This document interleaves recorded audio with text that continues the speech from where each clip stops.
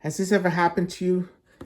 You get about halfway through the box of tissues and it falls down and you're forced to reach down to pull them out.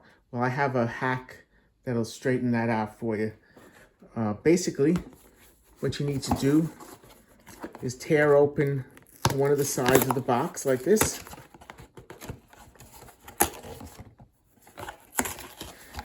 Turn it upside down so the tissues are on the top of the box. Then stuff in some crumpled newspaper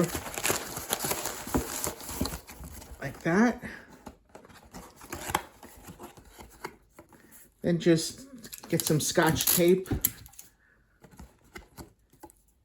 Tape that back together.